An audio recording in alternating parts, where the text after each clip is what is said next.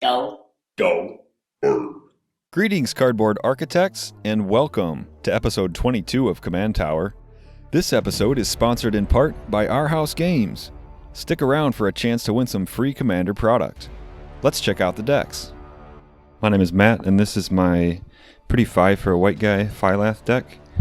My goal is to create big creatures like Colony Hydra and Ashaya, and then get benefits from that with a Senate Pack Leader who gets bigger when big spells come into play.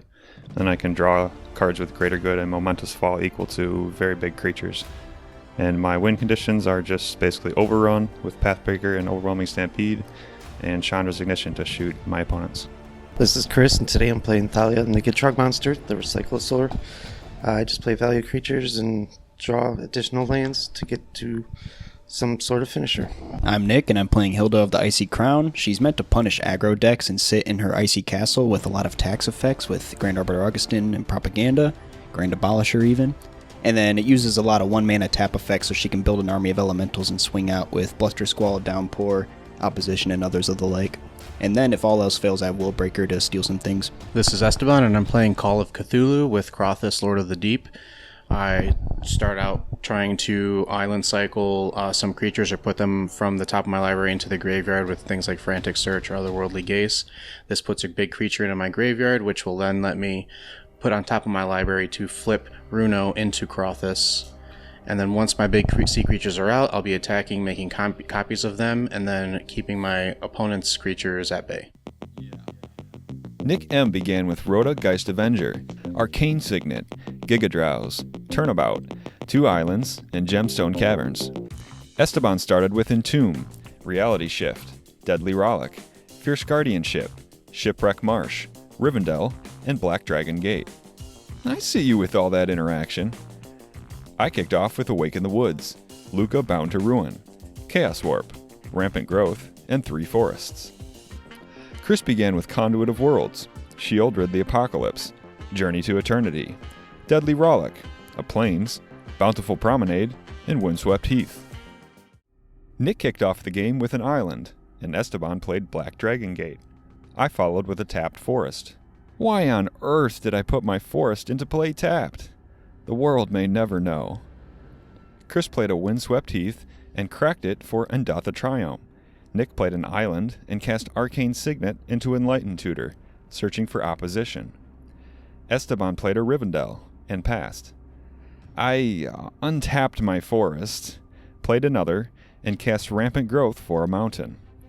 Chris played Bountiful Promenade and passed. Nick played Gemstone Caverns and cast his commander, Hylda of the Icy Crown. At the end of Nick's turn, Esteban cast Entomb and put Sword Coast Serpent into his graveyard. He then untapped and played Shipwreck Marsh. He leveraged the marsh and his other 2 lands to cast his commander, Runo Stormkirk, putting Sword Coast Serpent on top of his deck. I played a 3rd forest and tapped out to create 2 forest dryads with Awaken the Woods. Chris played a plains and cast Topiary Stomper, tutoring a swamp onto the battlefield. Nick played an island and cast Opposition.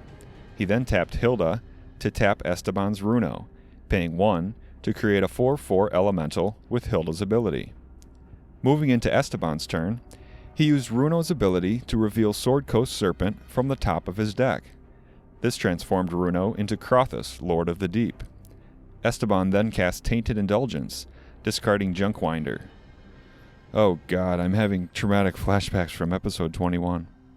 He then played Urza's Saga and attacked Nick for 3 with Crothus. I tapped out to cast Fygai, creating 4 plant tokens. I then played a Reliquary Tower, supercharging one of my plants to a 4/5. Chris cast Conduit of Worlds and returned Windswept Heath to the battlefield. He then cracked it for a Lush Portico. Nick played a Plains and cast Hylda's Crown of Winter. He used it to tap my 4/5 plant and paid 1 to create a 4/4 elemental with Hylda's ability. Esteban cast Frantic Search, discarding Lorthos the Tidemaker and Limdol's Vault. He then cast Animate Dead, returning Lorthos to the battlefield. I played a forest and put 4 +1/+1 counters on my 4/5 plant using Fygai's ability. Nick then tapped my 8/9 plant using Opposition's ability and tapping Hylda. He paid 1 to create a third elemental. I then cast Chaos Warp, shuffling opposition into Nick's deck. Nick tapped an elemental to use opposition one last time, tapping Phygai. Nick revealed Niveus Wisps from Chaos Warp, and so put nothing into play. I cast Secure Tribelder. Chris played Windswept Heath from his graveyard, fetching a forest. He then cast 3 visits, tutoring Overgrown Tomb out onto the battlefield. As this was his 7th land, Chris's Topiary Stomper could now attack and block. Chris cast his commander, Thalia and the Gitrog monster. Nick simply passed. On Esteban's draw step, Nick cast Niveus Wisps, targeting Lorthos the Tidemaker. However, Esteban countered the Wisps with Force of Will, pitching Shipbreaker Kraken. After Esteban's draw step, his Urza's Saga cracks, and he will tutor Soul Ring out and onto the battlefield. Esteban attacked me with his team of sea creatures. I blocked Lorthos and his copies, and took 3 from Krothos. I cast Morog, Fury of Akum. Esteban exiled it with Deadly Rollick. When I went to combat, Nick cast Gigadrowse, replicated 3 times, to tap Phygai and my 2 plants. Esteban responded by using Capsizing Wave to bounce Hylda to Nick's hand. From his graveyard, Chris played Windswept Heath, aka Workerland, twice. He cracked it for a plains, then a forest, and cast Luminous Broodmoth. With a randomized attack, Chris sent Thalia and the Gitrog monster at Esteban. On attack, he sacrificed Topiary Stomper to Thalia. Topiary Stomper returned with a flying counter due to Luminous Broodmoth, earning Chris a swamp. In his second main phase, Chris cast Witch King of Angmar. Nick played his commander, Hylda. Esteban played Bojuka Bog, exiling my graveyard. He then went to combat, and Nick responded by using Hylda's Crown to tap the original Lorthos. He also created a 4/4 elemental using Hylda's ability. Esteban attacked me with Krothos and 1 Lorthos copy, and Nick with 3 Lorthos copies.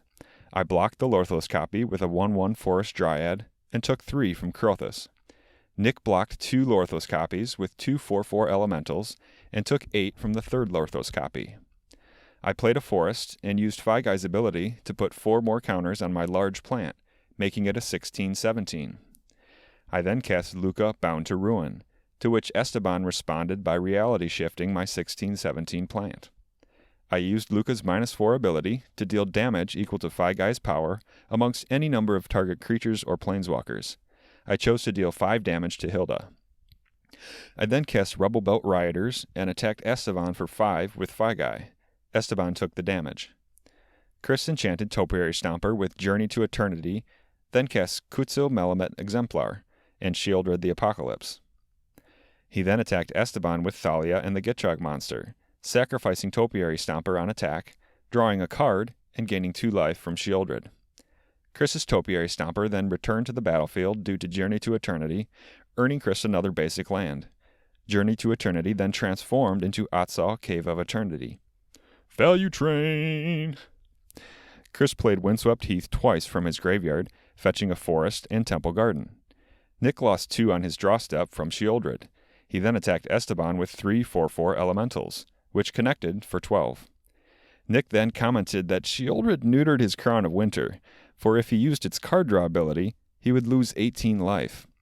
During Esteban's untap step, as Nick began to make a play, Esteban proposed a deal to Nick.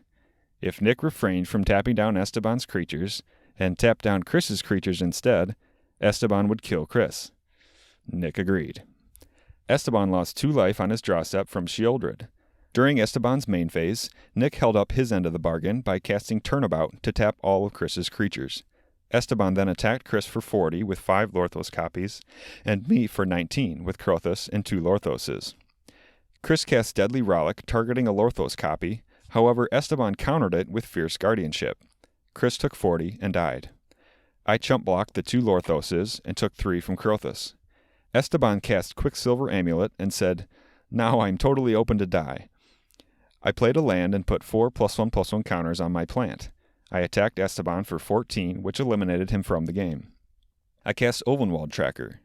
Nick cast High Tide, then leveraged the extra mana to cast Hylda for 6 mana. He then tapped Crown of Winter to tap Ovenwald Tracker, and used Hylda's ability to put a +1/+1 counter on each of his creatures. I used Ovenwald Tracker to have Guy fight Hylda, killing her. I then cast Kodama of the East Tree and activated Luca to create a 3/3 Phyrexian Beast. Nick played Glacial Fortress and overloaded Bluster Squall, tapping all of my creatures. He then cast Theft of Dreams, drawing 6 cards, 1 for each of my tapped creatures. Nick attacked me with 2 5/5 elementals, dropping me to 21. I used Luca's +1 ability to add 1 green and 1 red mana to be spent on creatures or creature abilities.